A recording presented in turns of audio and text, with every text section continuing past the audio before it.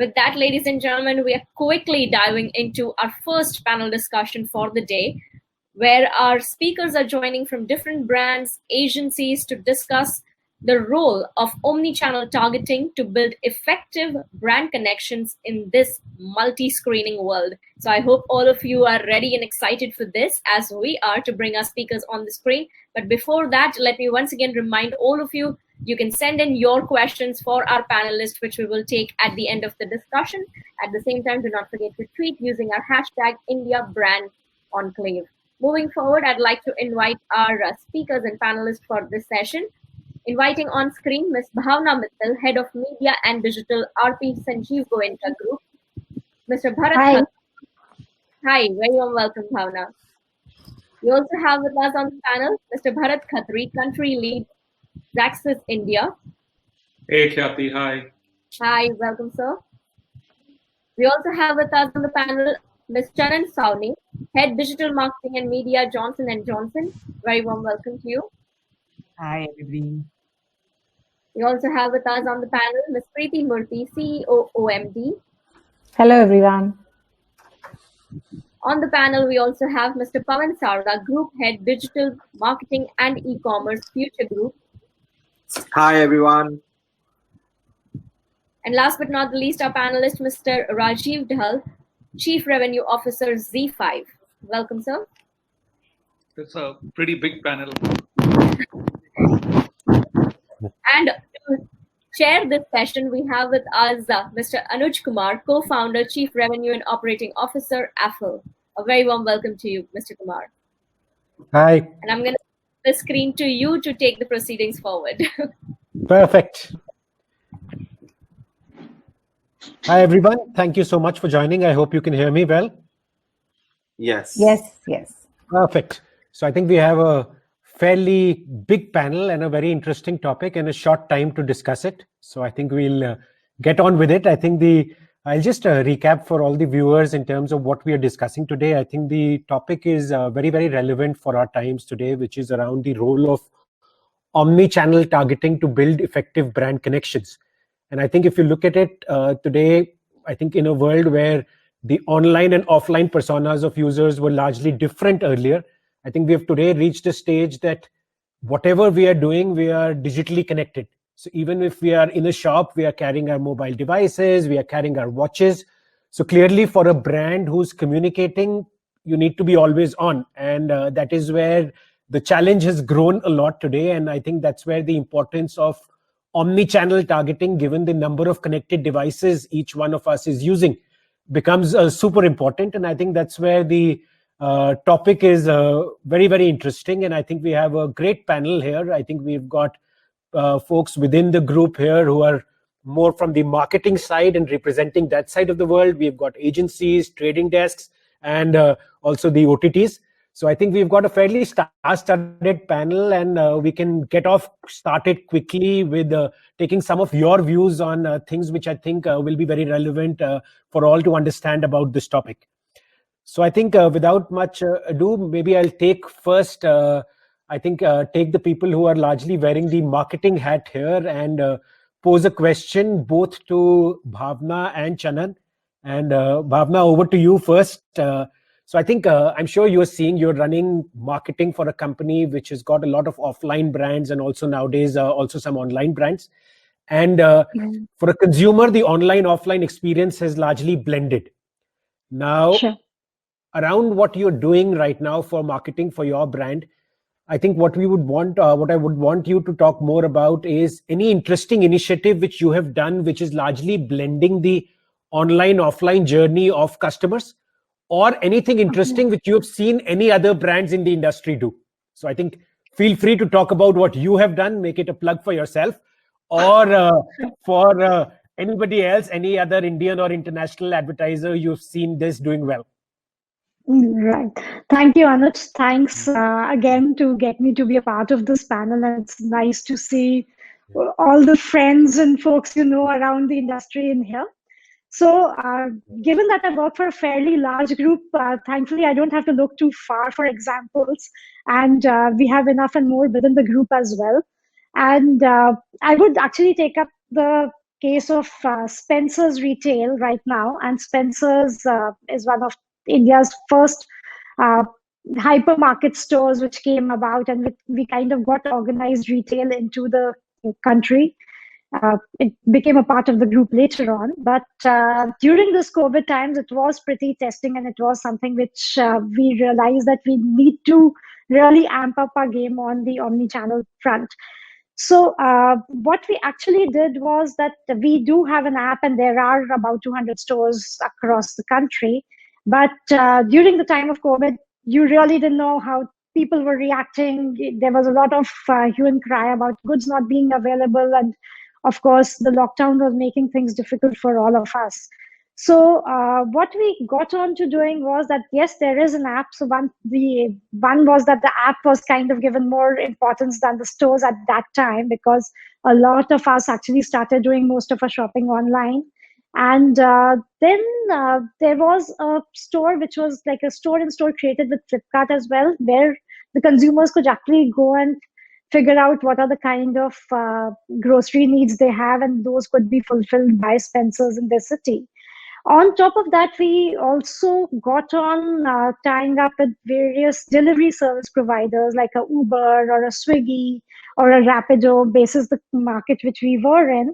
And actually, just to make sure that the last mile of delivery was also taken care of, because earlier the delivery requirements from our stores was fairly limited, but given again the COVID situation, that was something which people were looking forward to. People were scared to step out of the houses, and that helped us. So it kind of seamlessly brought in the whole experience for the consumer in terms of getting their at least the grocery and other related needs, whichever are the products available at Spencer's, those were pretty much sorted, and you don't really have to think too much about it. And I will not share the actual numbers, but from a single digit, we actually got onto a double-digit growth during that time from these channels. Very interesting. I think I'm a big consumer and buyer from Spencer's. I wish I had known it in the COVID days. I would have definitely gone in and experienced it online and ensured that I could continue to be a consumer. But very, very nice. I think moving on to Chanan, I hope I'm pronouncing your name correctly. Yeah, it's Chanan. Chanan. Okay, so sorry. So Chanan, over to you. Same question. You can choose it from your own journey of building the Johnson & Johnson various brands within J&J, or any other brands outside which you have seen who have blended the online and offline world pretty seamlessly. Yeah, so I'll take a quick stab at both. So Okay. for us, I think, one of our portfolios is premium beauty. So we have a brand called Neutrogena, which is quite a cult status in itself for the consumers that it caters to. So, we speak a lot about giving the right experience that comes around it. So skin, your your regime, your what suits your skin, what doesn't. So there is a lot of advice that is provided by the brand through the science it has about the skin and efforts, and that's somehow given online. But the demos that are done in the store, the sales assistants who are trained on it in the store to answer the query. So there's a lot of and beauty brands you'll see have a lot of clutter online from the kind of experience they build, but also the information they give. So from search all the way to the website to the Instagram, the experience is seamless, which is a lot more about the brand. And when you go to the store, you can actually test the product, and you'll have a very, very similar experience. And that's at least what we try to account for. And that's one of the things that we are trying to do more and more of, through whether you look at a lot of usage of technology which goes into stores, etc., so that your experience is more or less seamless. And the brand that I am genuinely inspired on an omni-channel this thing is Starbucks. I think the way you enter a store, and somehow if you're not carrying cash, you can just open your app. By the time you reach the counter, the guy already knows what's your regular order. He's already swiped you for money. It's like a quick in, quick out, and then the loyalty application works so beautifully. So I think that's just maybe it's just me, but I'm a huge fan. Perfect. Very, very insightful. And for the Neutrogena and the premium beauty, what you describe it, are you also looking at doing things which are getting people to see the ads online and then being incentivized to walk to the offline Yes. stores where they can experience it? Yes, very much. So you could ask a question, get a Okay. response, and then go offline and buy. You could actually see the ad, you could see the launch of a product, and then go offline and buy. You could see something offline and bring back your query and buy online. So that's how we are trying to build it out. Perfect. Very, very nice. I think from there, I'll move into another person on this panel who's obviously representing a retail company, also leading e-commerce there. So over to you, Pawan. And I'm sure when you are Hi. doing marketing for your brands, hi, Pawan, good to have you here. So I think my question to you is that I'm sure that today when you are doing marketing for your brands, at one end you are competing with the other retail first brands, but from a normal consumer's point of view, you're also competing with the online first companies. And the online first companies obviously have a great advantage where their entire marketing is very, very data led because they know a lot around what consumers are buying, what they might be interested in. How do you combat that challenge for marketing digitally for a company which is still largely more offline retail? Yeah. Hi, Anuj. Good to have here. To be here. Thank you, everyone.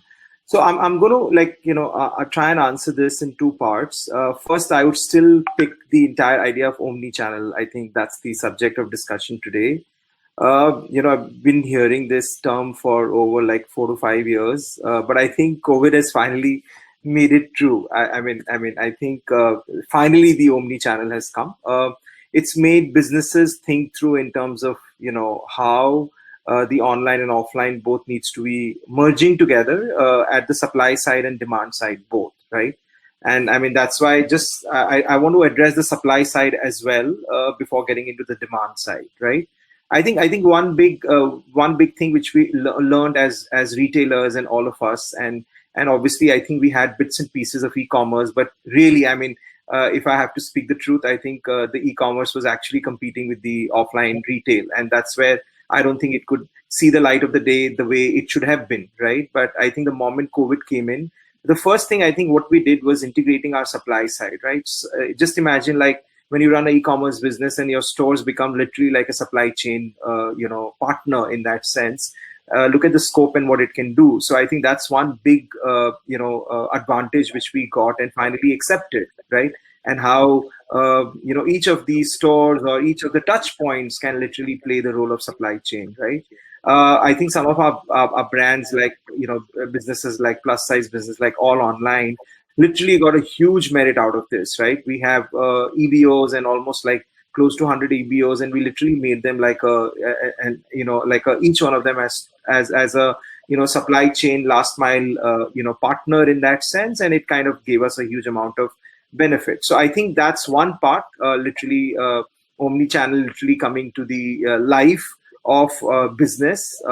The other part is the demand side, right? Obviously, and when you look at demand side, obviously when you're running an e-commerce business, it's seamless, right? You acquire a customer and you can literally convert the customer, and you can get to know the journey pretty well, and the moment you recruit that customer online, offline it becomes a little tough, right? You don't know what has happened in spite of whatever integration which you do with some of these partners, right? So I think we were early enough to kind of understand this, and we run online to offline.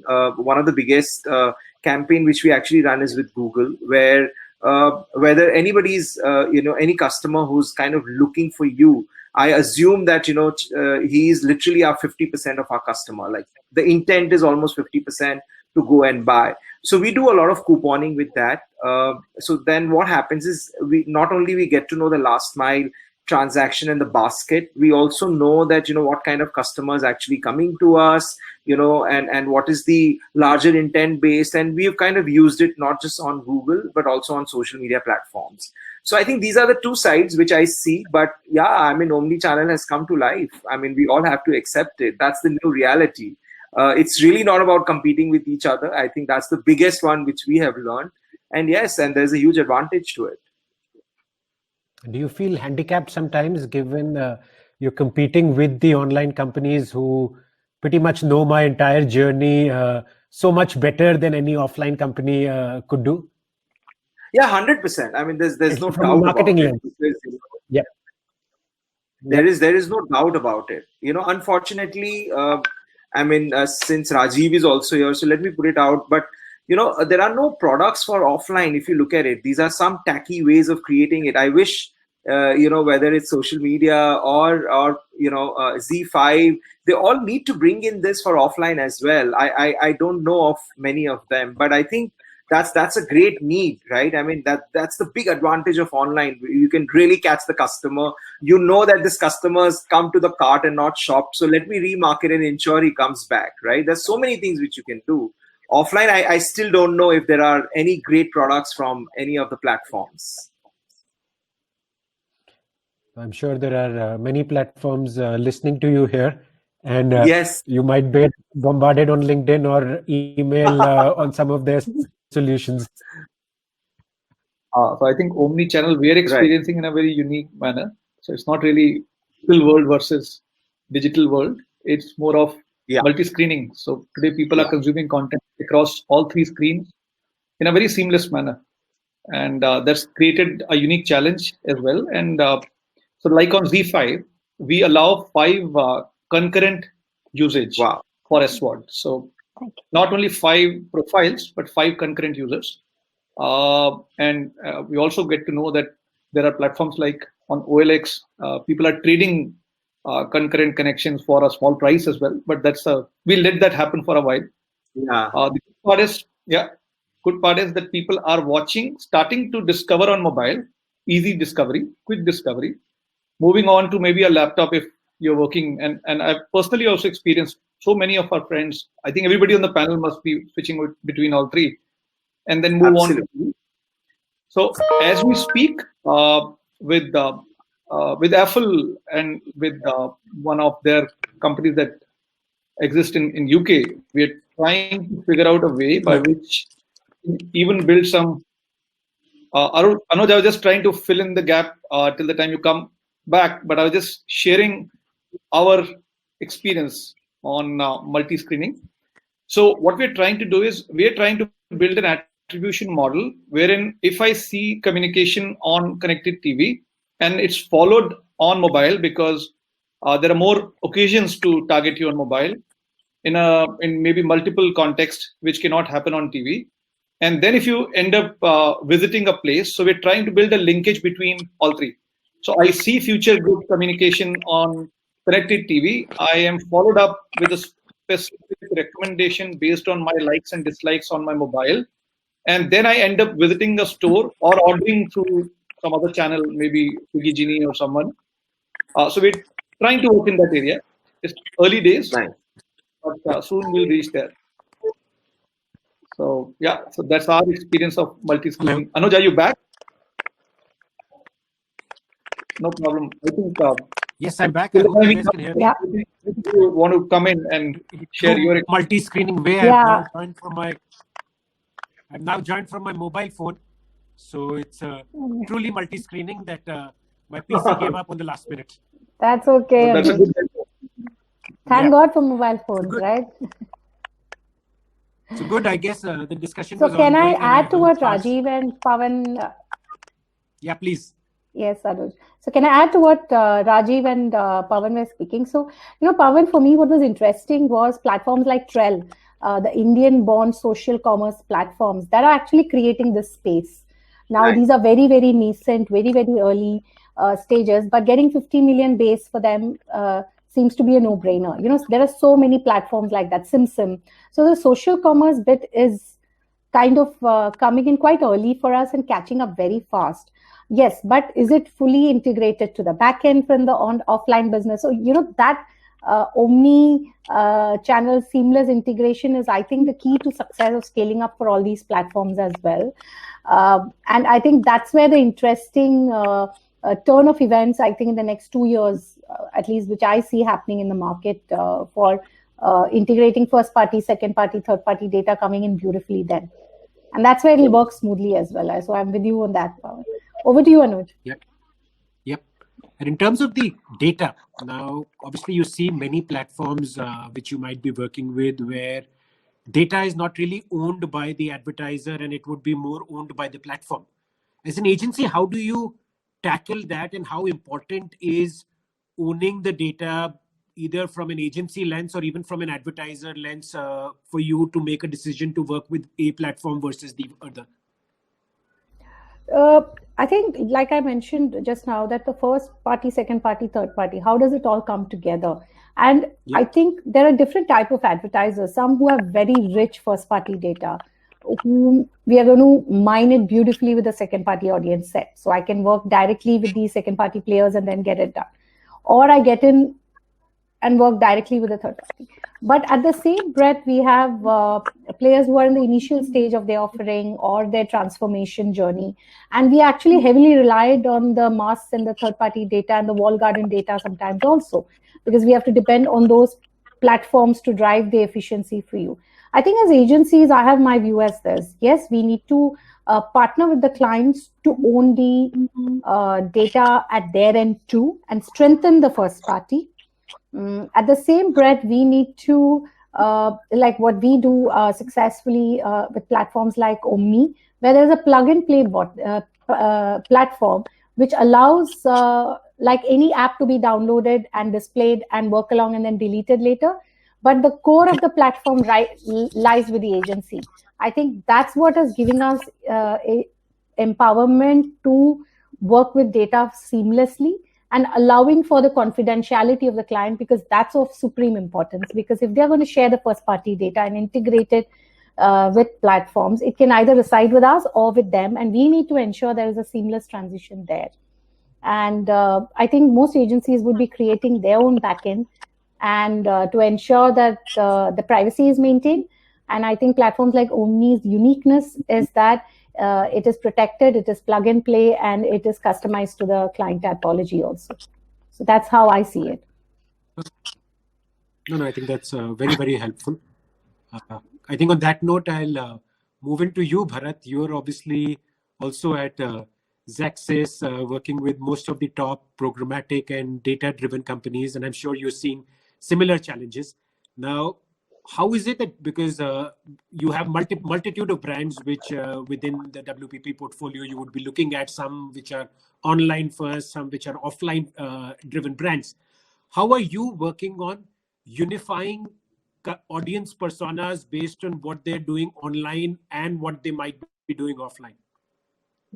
So I think rightly said on the panel, when it is about D2C brands, there is a lot of information which is already about the consumer, what the brand has as first party. And it's very easy and seamless to integrate that sort of proxies about consumer, whether you are working within a walled garden or an open web environment. And you can definitely choose the channel, like Rajiv mentioned, whether you want to advertise and message on a mobile device or a desktop or a connected TV. And the way the new devices are getting onboarded on programmatic, like digital out of home, digital audio, I think it's becoming more seamless for us to build an omni-channel campaign, which is about engaging with the same customer with different messaging on a different platform, understanding what content they're browsing. But when it comes to the brick and mortar, primarily, I would say, let's say, some of the brands within the FMCG vertical, where it is still a challenge for them to understand about their consumer. I think there are new proxies which are developing. And one of the proxies, I think, which most of our client portfolio used quite significantly during this COVID war, they were able to map the data point of pre-COVID offline retail sales. So there are a lot of companies in India who collect the POS retail store data.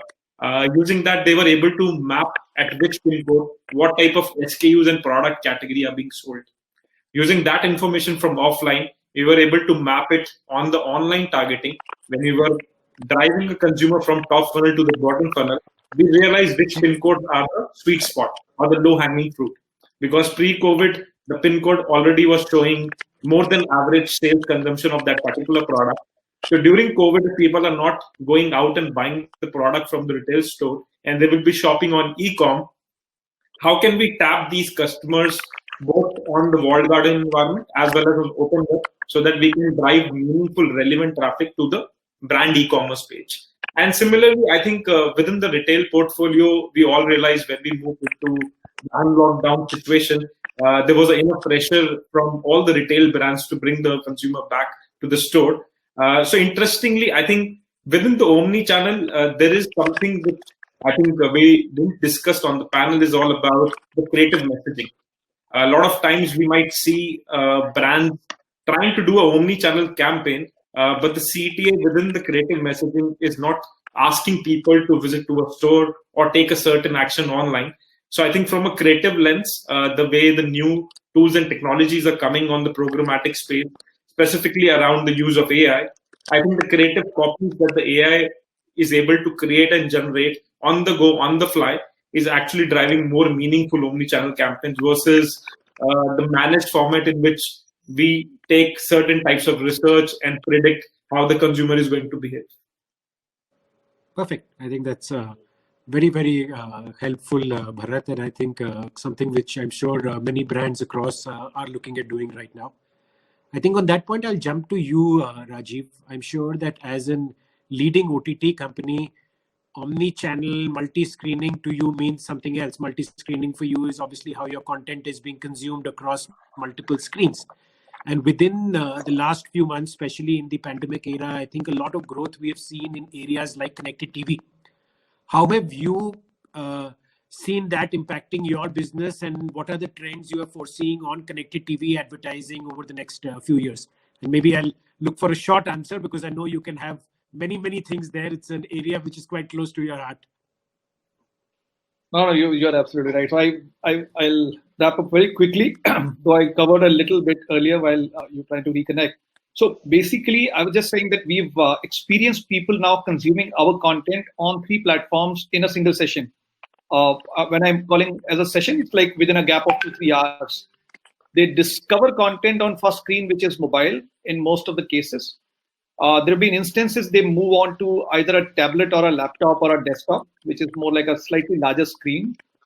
And as we all know, most of the people are working from home. So we know that it's also colored by the COVID scenario that we have right now. And we don't know whether that'll continue, but we believe that multi-screening will continue.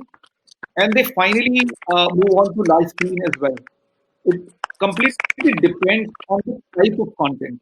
We have noticed that if the type of content is high quality, which is the depth is much higher, like Abhay kind of content, people do want to watch on live stream. Whereas if the content is easy to consume, they continue on a mobile device. So that's multi-screening for us. Connected TV, no debate, no doubt. I think we did a discussion a couple of weeks back. Bharat was also part of the discussion. And the conclusion was in 2 years, in India, if all goes well, and if Reliance and Airtel continue to do what they're trying to do, 50% in urban India would have converted to connected TV. Now, that's huge. Imagine. So today, we have 50 to 60 live TV channels, news channels. Now, we do offer replacement of ad pod with a targeted ad pod, but to be very honest, it's very small on scale. When I say very small, it's not in 50 million or it's not in that kind of a size. But once connected TV becomes 50%, imagine we will be replacing linear TV ad pod with very targeted ads. And that's where the element of excitement would come in. That's when we will be able to tell Pawan that when he advertised on ZTV and ZEE5, how many people finally walked into Future Group stores and converted into maybe buying something. So I think everybody is working towards also solving the issue of the issue, which is today we don't know attribution, how to really conclude what worked and what didn't work. And Anush, at this point, we're also trying to work with one of your companies to solve one piece of this puzzle. So yeah, so there's a lot of excitement. There's a lot of good fun. Everything which is home consumption is on a rise. Multi-screening and multi-screening for us, and multi-channel or omni-channel approach for retail is there forever. I don't think it's going to turn back. I don't think people, if any habit that's followed for 21 days, it becomes part of your life. Now we've done it for 9 months. So I don't think much is going to change. I don't think so. I'm in office right now. Having said that, this is my 8th visit in 8 months. So that's going to be the future reality. So over to you. Yep. No, I think very, very interesting. I think very good to hear the kind of trends you're seeing on CTV. I think personally, I've been a big believer on that. And I think the last few months have only accelerated how consumers have adapted to this new screen for consuming digital content and pretty much replacing their linear TV consumption. So I think very, very interesting things. I think we've had a good time with everybody sharing their points of views on different parts of the topic. I think we have only a few minutes, given that we started a bit late. I think I have an interesting round planned right now, which is more a rapid fire, which I want to conduct with all of you. So I think, as you might have been guessing, I think a rapid fire is largely where I'll be throwing quick questions to each of the panelists, and it could be a one-word answer or maybe in some cases greater. And I think I hope it will be fun and interesting for all of you and also for all the people who've tuned in and watching our telecast right now. Yeah. So if everybody is good, we can quickly roll on to that. Any volunteers of who wants to go first for the rapid fire? And I promise that the winner for the rapid fire, I think we've seen that there is always a winner who wins something. So I think all our cherished dreams of winning the coffee hamper might come true now. So go for it and have a good rapid fire round. And I need volunteers of who would go first. I think we can go alphabetically. Alphabetically. Rajiv, as it was your suggestion to go alphabetically, I think we'll go reverse alphabetically and start. Yeah, that's a good one. Sure. We can start. Yeah. So then otherwise, alphabetically, I'm sure it's helped you in school where you always ended up being the last. Now we have reversed the alphabets. No, absolutely. Yeah, so looking for quick answers on each of these questions. Some are fun, some are interesting. So I think, Rajiv, over to you. First question. Advertising on ZTV or ZEE5? What's better for digitally first brands? 100%. The answer is ZEE5. Though the revenue is right now skewed on ZTV, but the answer obviously is going to be ZEE5. But now we have an integrated approach, so it will be ZTV and ZEE5. Interesting. I hope your teams are watching this. 2022. What percentage of OTT viewers do you expect coming from CTV? Is this to me or? Yeah, this is to you. You have a few questions, Okay, Rajiv. 4 or 5 will come to you. Yeah. So right now, approximately 10 to 12% of our users are already coming via connected TV. And we definitely believe it will be 3x of what it is right now. We believe we should be anywhere between 20 to 30 million by next year. Cool. So Rajiv's answer is 35 to 40% connected TV out of all OTT. My personal guesstimate is actually much higher, but we'll leave it there. Next question, Rajiv, to you. Meeting revenue targets in an OTT company or a language content company, which one has been easier for you? OTT. I think time good. different, so it So I was think easier. when you are investing with you are also there on this panel. Guys, make it difficult for Rajiv next time. That's a good Digital will be 50% of India's ADEX by when? 2026. 2026. Long way to go. Could be faster if we don't solve the pandemic sooner. Okay, last question to you, Rajiv. Connected cross-screen experiences for advertisers on video or isolated CTV, mobile and PC advertising strategies? What do you think works better? 100% the first one. I mean, it has to be multi-screen, so it has to move around. So yeah, option one. Perfect. So looking forward to more connected ones coming up. So that's your round, Rajiv. And politically correct answers other than the first one, which was ZTV versus ZEE5, which I'm sure put you in a spot. But we'll move in reverse alphabetical, and I guess now is Pawan. So over to you, Pawan. I'll throw in my questions. Yeah. Drive to store or drive to app? What's the ideal strategy for retail businesses? Store, because I think offline retail is still very, very large in India. It's still close to 85-86%, always. Cool. Online retail as a percentage of all retail by 23. What do you feel? What percentage would be online retail? I don't think it's going to exceed more than 20%. Okay. I'm sure if we had an Amazon panelist on this group, the answers could have been dramatically different. Yeah, but you know, even in US, let's look at a very mature market. Like how much is it? It's 10%, 12%? I don't think so. I mean, sorry, 20% is a lot. Sorry, I correct my number. It's not going to be more than 5%. Sorry. Okay, cool. Take that as an answer. Drive to store measurement for all digital campaigns which you do. Is this ideal or not? Absolutely ideal. Absolutely ideal. Next one. Now, for the e-commerce companies, we've seen that most of the e-commerce companies have become big advertising companies with Amazon ads, Flipkart ads, etc. When do we see Future Group becoming Future Ads with offline habits of what consumers are buying? You know, again, it's a phase. If you look at like 10 to 15 years back, I mean, we were doing exactly the same what online is doing.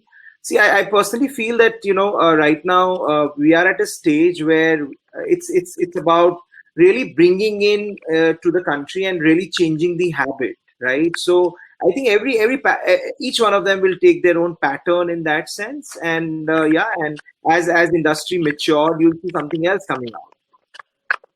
Cool. Thanks so much. Good answers. We are running short on time, so I'll move in quickly to Preeti. The spotlight is on you. Now, first question, Preeti.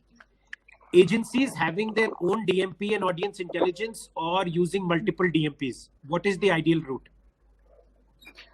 See, the market is evolving. Ideally, the question to me itself is fundamentally shaky because there's nothing called ideal in this scenario.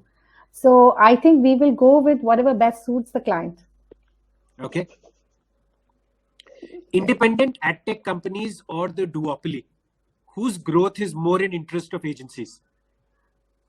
All their growth are in interest of agencies because agencies benefit with more choices. We don't depend on one or two people, right? Wow, it almost seems that I had sent you the questions. It's all... Yeah, I can read minds. That's the trick. Connected TV measurement. Should it go the TV way or should it go the digital way? I think let's get, regular videos measured first. Connected TV is a little far-fetched today. Yep. Mobile advertising as a percentage of India's addicts.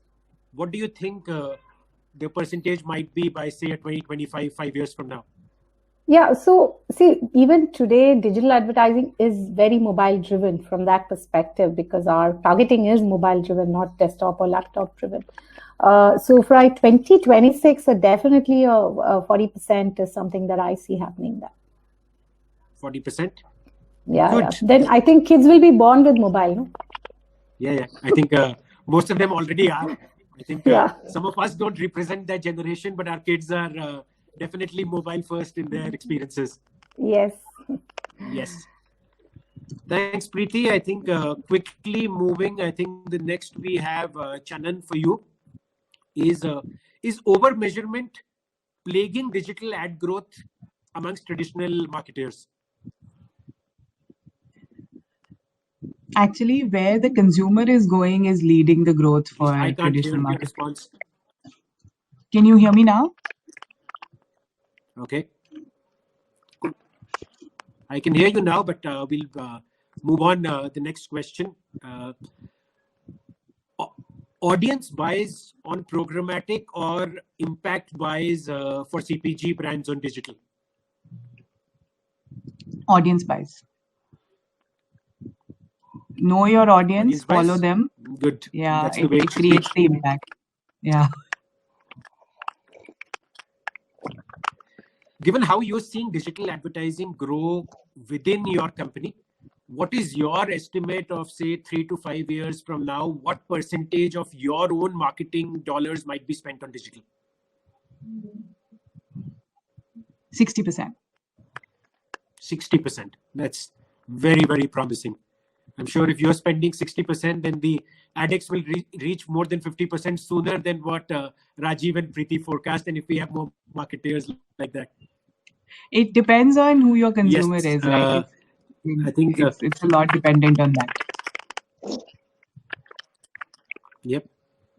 Digitally first brands or established legacy brands, who do you think will rule CPG 5 years from now? I think premium categories, digital first, but legacy categories, the old established brands. Good, very relevant answer. I would tend to agree with that. But my agreeing doesn't guarantee you the hamper. I think we'll go in with the others. Thank you so much. I'm spending all my money on digital. I need the hamper. Yeah. Oh, that's you've just increased your chances. Bharat, over to you for the next set of questions. The next 4 or 5 questions coming to you. Sure. Open RTB based audience buying or programmatic guaranteed based publisher buying? What do you think is the ideal programmatic strategy? Depend on the campaign objective. If it's lower funnel, open RTB with brand safe tools. If it's more of top of the funnel, middle funnel, then the guaranteed buy. Cool, very good. Data ownership for the advertiser, agency, or the platform who's delivering the ad? Advertiser. Advertiser, not residing within the duopoly walled gardens. Yeah, the way data regulations are changing, I think if the power lie in the hands of consumer, both consumer and brand, to do a handshake on what type of data they want to share with each other and how the brand can reap benefit in terms of making advertising more welcome by showing meaningful ads. Programmatic advertising, better for brand building or for performance advertising? Both. It's all about automation of buying, nothing connected to it can be a full funnel objective. Correct. It's all about using Xaxis and all your objectives will be met. I wish. Last question. DSP, DMP, SSP, trading desk. Which of these programmatic business models do you see thriving for, say, the next 3 years? Outcome-driven business models will thrive. Companies who can promise certain relevant, meaningful outcomes which are more closer to business, not just media. I think that will thrive and grow in the next 3 years. Good. So I think all of them are working towards outcomes. So hopefully all should thrive. We'll all have a job to do. Definitely. Good. Thanks so much, Bharat. I think just in the nick of time, Bhavna, over to you, back to you. We started with you and we're ending with you. So sure. Ad viewability or ad fraud? What is plaguing the digital industry more today? I think it's both. Going with what's happening in the current universe, it's actually both of them which are really plaguing us, and we need to find answers for them, as well as measurability. Okay. Next question. Drive to store or drive to app? What is better as campaign strategies for retail brands like yourselves? Drive to store. Again, on app, it is have a fixed list. On store, when you touch and feel the products, you can actually decide to pick up more things.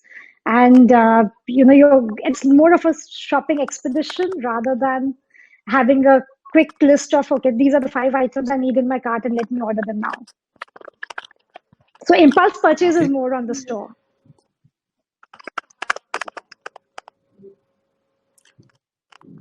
Agree or disagree, you have to say. Online audience persona-based targeting is good for online brands, whereas proximity and offline habit-based targeting is better for offline brands. Agree or disagree? Can you repeat? There were too many clauses in this. Okay, I'll repeat it.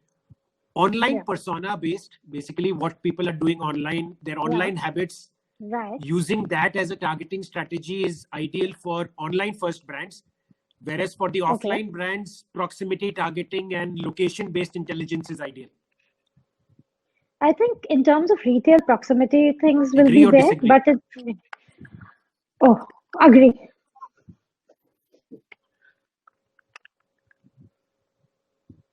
Cool. I think one last question for you, Bhavna, I think which has been asked to others. Digital advertising percentage share of the ADEX, what do you see it happening in the next 5 years? Okay, given that 2015, none of us got the 2020 answer right, I don't know how far we will be able to predict it, but I would say it would be around 40 to 50%, 40-45%.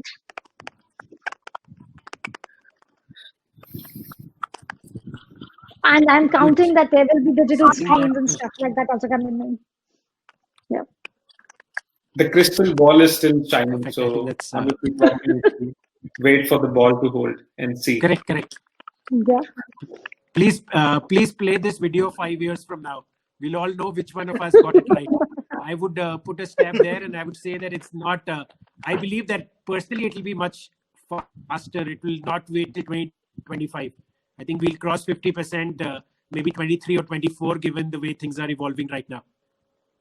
But I think it's been very, very nice having all of you on the panel and being put under the spotlight for these quick answers. I hope you enjoyed it. In case you are curious around who's the winner, I'll reserve my answer. Maybe all of you was to get it. But very, very nice. Thank you so much. I think it's been a very, very fun panel, having all of you sharing your points of views around various parts within what's happening within the industry and trends which we are foreseeing.